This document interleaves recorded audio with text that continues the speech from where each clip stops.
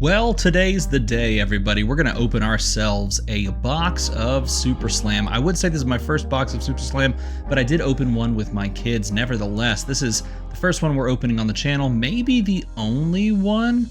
We'll see. We'll see, because I need to tell you how I feel about this set, and I'm not going to mince my words.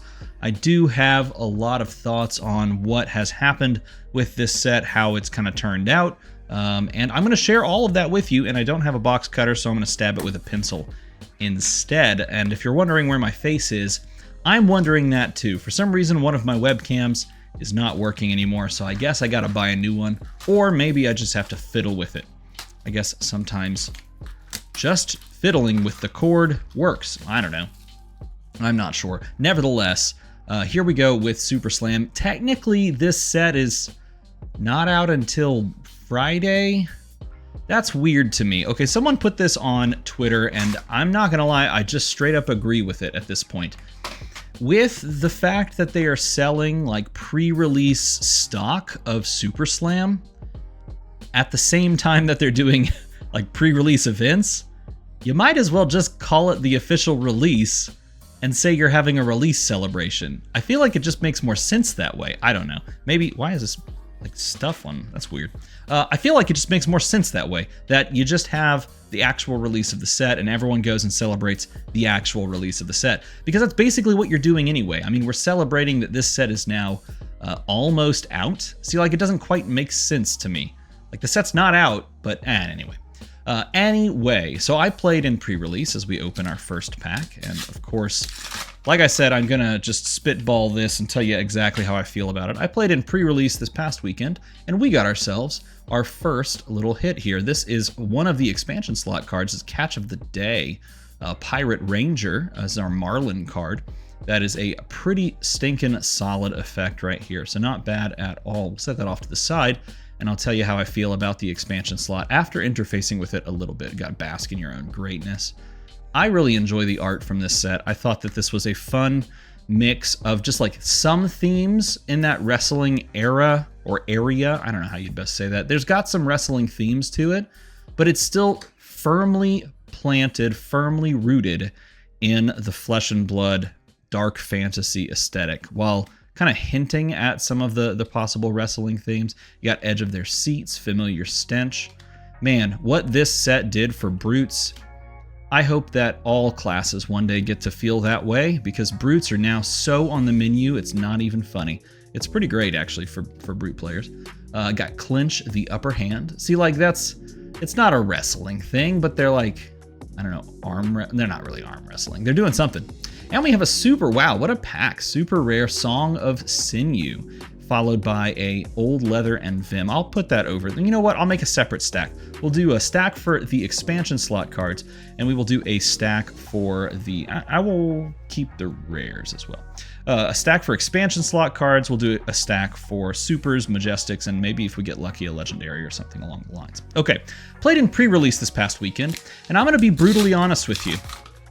I expected to enjoy it more than I actually... Are you kidding me? I can't even get the sentence out because we hit the gauntlets of the Tyrannical Rex in Pack 2. Wow, that is a way better start than the box my kids and I opened. Holy crap, what a great card. Look how beautiful that looks. Man, I'll tell you what, the box opening experience, based on the little pack opening and box opening I've been doing, is so good. It's so good. Oh man, they really did some good works with this product, with that, and that is something we'll talk about as we go. But holy crap, what a great card to find early on. So anyway, as I was saying, to do a complete 180 in like expectations and when I'm talking about Goon Battery, look how fun that looks. Power play. I think I hyped myself up for the limited in this set. I was so enamored after watching a little bit of the coverage from the world premiere, and I was just so intrigued by all four of these heroes and messing around with them in Constructed, of just like building with the cards that we already had access to. I expected to just absolutely just be over the moon about this. And then I played it and I was like, this is fun. It's pretty fun. That's a beautiful, by the way, Turn the Crowd Grateful is beautiful. But it didn't scratch the itch I expected it to. I opened a decent pool. It wasn't like perfectly one hero or another. So I started doing my normal thing that I do at pre-releases. I kind of try to pivot as much as possible. And I ended up starting with RKO. And it was really fun. I enjoyed playing as RKO. He was really cool. I think he was the hero that I was most excited to try first. And then after 2 rounds, I pivoted to Pallades. And I enjoyed Pallades, but man, I'll tell you what. I think part of the reason, this is very dark printing. Does anyone else notice that? That's really dark looking in comparison. Not dark as in the subject matter, like the opacity. It's like we turned down the brightness and turned up the contrast. Holy crap. This is not as dark as it looked like when I was opening other packs either. Anyway, I don't know. I guess maybe I had my druthers, and maybe I'm just so used to playing limited with a weapon that it was a little bit off-putting not having a weapon. And I think there are certain heroes. Oh, we got a super. Big Bully. This is a great card. Card is so good. This is a card that feels like a super rare. It feels like just a step down from Majestic. And man, that's something I got to talk about as well, because that is something I think they did so well with this set. So freaking well. Either way, there are heroes that I feel like actively hurt by not having a weapon in that format, and heroes that I think would be absolutely cracked in half if they did have a weapon. So I like the idea and the experimentation of going into a set without something that you're used to. I think I could be more open-minded to maybe be, more interested, or maybe I can interface with it more, and then I find the appreciation of the format more than I did. And I had fun playing it, but I'm not actively rushing out to go and do it again. Like, there is technically a pre-release tonight that I hadn't planned on going to, but if I had the opportunity to sit down and play it, I think I would be okay doing that. But maybe the bias is showing in me. This card is so hilarious. I would always prefer to play what this playmat shows, of course, which is High Seas Limited, because I think that was peak. That was absolutely peak. I really enjoyed that, and I, of course, am biased. I don't think I went into this like expecting this limited to be that good. And I don't think that was something that I was let down by. I think I enjoyed this limited for what it was. Ooh, and we got a Majestic in the palm of your hand. Now, this is the hero that I'm most intrigued by going forward out of this set. It's not necessarily RKO. It's seeing what Pallades can actually do. I'm very curious to see how she ends up playing. I don't know. The more I messed with her, I will say this. The more I messed with Pallades, the more I'm a little worried that she doesn't have the consistency, and she's kind of just a snowball deck, but we'll see. I also need to put more reps into it because I've been so addicted to playing Kasai lately that I need to get back on testing Pallades. And Lyeth, look, there's Lyeth showing up. Lyeth, by the way, the double-sided Lyeth. Yeah, you love to see it. These I always set to the side now that they're back and you have the double-sided tokens, you can use those. But limited notwithstanding, I actually think that this set, man, what a slam dunk from an opening experience. This is, this might actually be more fun to open than High Seas, which is crazy to say because I thought the treasure packs were incredible. Bash Brute looks crazy. Prime the Crowd. Yeah, this is very dark printing, but I really actually kind of like it. It makes the cards feel richer. Makes everything feel like old school. Like for those that don't know, Alpha had some darker like contrast printing and it really stood out. This kind of gives me that vibe, even though I don't think that's what they intended. Ooh, tear down the idols. Yep, doing that. Look, they're tearing down the idols. Not getting as much shine on those hollows that I normally get on the camera. The foil, though, is quite pretty in person. We got that, a foil super rare. Then you got Cheap Shot, and you have Strongest Survive in the back. No, this is what I was so floored by. The reintroduction of supers, I'm not going to lie to you, I actually think makes this opening experience that much better. Holy crap, let's go! Oh my god, I'm so excited by this card as well. This is such a fantastic thing. Like, okay, increasing the expansion slots. I wish you could see my face. I can't believe I couldn't get my face cam to work. This is frustrating. Increasing the expansion slot, feeding a bunch of different heroes, a bunch of different classes that don't exist is one thing. And then making packs that have supers feel more special than just opening another rare, that is like a huge for me, I don't know, maybe I'm just like a, a little Timmy that loves opening cards that say a different little rarity on it. But to me, it feels so much more interesting. Like at my pre-release, I opened a decent number of super rares and a couple Majestics. And man, did it feel better than opening like a sealed pool previously with like 1 or 2 Majestics. Just knowing that they're super rares. This card, by the way, is awesome. I love this art. I love this art. Tomas did a great job on this piece. This piece is so fun. That is such a great piece. It feels more interesting. It feels more exciting to open these supers again. And you know what? I think part of it is because these super rares actually feel more elevated than rares. Like this card, when you play this card, it doesn't feel like a rare. It doesn't necessarily feel like a Majestic, but it certainly feels a little bit more premium. And it's kind of interesting because, they made the little marketing play LSS did with, coming back for 1 set only, the super rares return because it's Super Slam. I would argue this might need to be revisited because opening super rares again and then opening Majestics alongside of them in this new distribution is kind of a vibe. I'm kind of feeling it. Man, this box really is the contrast heavy. Holy crap, look at that. Oh, look at that beautiful super rare. Unwavering Resolve. If you have no cards in deck, this gets +4. Comes in 3 for 10. Defended by 3 more cards. It gets Go again. And also the fact that you can get some crazy stacked packs where you can get like a super and a Majestic and like a foil Majestic because of the way that the pack distribution works.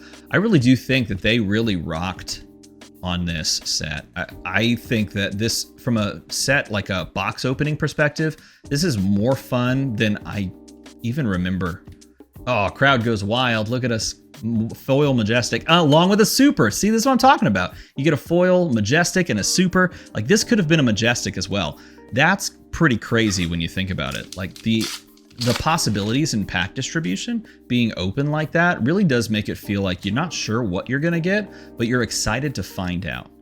I love that personally. That coupled with the fact that we have some absolutely insane expansion slot cards, like they feel strong. These expansion slot cards feel worth it. You want to find them, you want to access them, and you're going to put them in your deck immediately. Like right now we have Catch the Day and Take Bait, and now we have Adaptive Alpha Mold as well, another expansion slot card. Increasing the number of these in a box, or the drop rates of them in general, feels good for anyone that's not necessarily like a huge Brute or Guardian player. Like for me, I am not a huge Brute or Guardian player. Guardian was the first deck that I built in Flesh and Blood. I built, back in Alpha, I built Bravo, not Star of the Show, this was Bravo Showstopper. I built him, and he was the first deck that I actually, first Classic Constructed deck that I built. And of course, Classic Constructed was the only format when Alpha came out. And so I played him for a while, and then as, Arcane Rising came out, I messed around with both Azalea and with Viscerai on Runeblade, of course, because they were really cool looking. And then after about a year, I tried this hero called Kano, and I did not look back for a while. He was who oh heck yeah, there's my spoiler card. There it is, Cutting Retort. You love to see it. He was who I played for a while, and I kind of put down Bravo, and I put down what little I played of Rhinar, and messed around with KO, the original KO, in Blitz for a while, and of course in UPF as well. But outside of that, it was really just a meme deck. So these classes aren't classes that I really vibe with to the same degree as I would something like a Rosetta, which is why I immediately went to the world premiere, and of course, Steel Victory. And Visit the Boneyard in the back. And of course, the same thing goes for Pirates, which I've been begging for. And I know we're going to get more Pirates one day. Because, Pirates, they're just 10 out of 10. Would play Pirate set again. So for this set, being heroes or classes that I'm not, super invested in, it's so smart to just put possible big hits. There's another super right there. Edge of their seat, followed by that beautiful Jaws of Victory. Card's pretty decent. And a Fight Dirty in the back. Put cards that I could possibly search after, that I could trade for, that I could even open if I'm picking up packs after, oh heck yeah, Hunter or hunted. Though, you know, I'm looking for Blood Follows Blade. That's really what I'm after. I want Blood Follows Blade. I need 3 of the foils because we are mainlining Kasai right now. It has been the Kasai train. Every day I've been playing Kasai, and it has been just a wonderful time to play her. And it reminds me of 2024 when I was playing her for there's Never Give Up. When I was playing her for ProQuest season. I think that was Pro Tour LA, ProQuest LA, I think. Maybe that was 2024. That was early that year. We got a cracked bauble. It has not cracked anymore, or has it? I haven't looked at a cracked bauble in ages. Who even knows? But it reminds me of that kind of time because she is pretty solid. So we got to get her expansion slot card. Got to get some, maybe some more product, or just pick up the singles. Rapturous Applause, along with Full of Bravado and Fight Dirty as well. The opening experience is fun. I think the classic constructed experience of these heroes so far has been fun. I think I overrated some of them, and I think I don't know if I've underrated any of them. I think I've overrated the heroes perhaps a little bit too much, and I don't think that's a bad thing. I don't think I'm so far off that these are like unplayable heroes, but I do think, oh, beautiful, bask in your own greatness. This card's so cool looking. That's a really cool art and foiling. I do think that Wheel of the Crowd in the back, that the heroes are all playable and can all come in and like actually win games. I think Pallades being the Armory deck, speaking of, Pallades being the Armory deck is pretty awesome. Is this the double-sided? No. Is pretty cool, though maybe I oversold it a little bit. I'm going to be picking up the Armory deck here this week because I do want to have a copy of the Armory deck. Because I feel like the Armory decks going forward, the more that they release, the more easy it would be to just have, as the crowd goes wild in the Majestic slot, to just have a bunch of them stocked up and then play with my kids. You know, just have them sleeved up and be able to play with my kids. We did that with the Blitz decks. As they were releasing the Blitz decks, I would buy the Blitz decks and we would just play the new ones as they came out. And now we can do that with the Armory decks to some degree. That is something I think that from a product standpoint, that's something I also want to talk about. Because I feel like, Renounce Violence. Wow, we got a lot of supers in this box. I think that's another thing that I really enjoy about this and about High Seas. They were very, sweet, Parched Terrain. That's a cool one. Another one, we hit another expansion slot card. The other interesting thing about this is they're more flexible in these past 2 sets with cutting the cycles out of the format or out of the set itself and cutting down to just like these one-of type cards, which I very much have enjoyed. I think I like that move. I would prefer a set that has a bunch more one-ofs of like these just very special cards, or like not necessarily a cycle of red, yellow, and blue, but like 3 cards that are all blue that do something similar, kind of like from High Seas, right? They've done a lot of that with this set as well. In fact, I think they've done more of it with this set. I think that's a good thing. I think they should go to that more. And I think doing the super rares has actually helped foster that in this set, because those super rares are those slots. You know, Renounce Violence doesn't come in 3 colors. It's a super rare, kind of like a Majestic does. It just comes the way it is. So the color that it is the color that it is, and you're not going to find it in 3 different variants. I like that. I think it makes the opening experience a little bit more unique because you can find some of those cards, Edge of Their Seats in the foil, alongside of Tame the Beastly Behavior. You don't see this one a lot. That's another thing. Some of them feel more rare, hard to come by, or they're more surprising when you open them because you only see them a handful of times. Oh, Painful Passage. Dude, we're going to open all of these expansion slot cards and we're going to miss Kasai's. Heck. Well, it is what it is. We got ourselves Cold Foil Legendary, and a beautiful one at that. Gauntlets of the Tyrannical Rex. A very, very cool card. This has been a great box, and Disturb the Peace in the foil slot. Very cool super rare. And a super rare behind that, and Cut the Small Talk, which is pretty cool as well. Followed by, of course, the Story Beats Blue in the back. So while I wasn't the biggest fan, it was Tough Nut. Double side? Yeah, there you go. While I wasn't the biggest fan of the limited experience, just from the one that I played in, and I'll play more in Worlds. By the way, if you're going to Worlds and you want to meet up with me and play some stuff, we could play together. I'll probably play more of this at Worlds. I'll of course be playing in the High Seas sealed again, because why would you not do that as we open our last pack? I think that this set is a major success. I really enjoyed this opening. I enjoyed opening it with my kids. I have really enjoyed kicking around these heroes. I think these heroes are in good spots where they're not like oppressive, and they're also not just unplayable. I feel like you could really do stuff with all of these heroes, and I think that's one of the many things, including all of these changes to the box opening experience as we hit a turning point in the back, along with a comeback kid, that have really made this feel unique. I think there were a lot of people that were worried that this was going to be a set where, you know, you just kind of had the theming and that was really just the set itself. It was just going to be sort of a wrestling themed set. There wasn't something, you know, outside of that that made it really feel different. But this set, if I had to round it out, proves to me that LSS is going to continue to try new things, to up the bar, to push their just their design space, their ideas for what a set can be, what a set can do.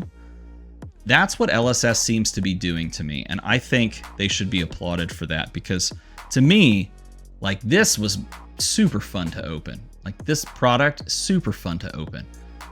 Not just because we hit a legendary, of course, but the fact that we have all of these other cards that we can splash into our old decks, and you can build some of these new heroes as well.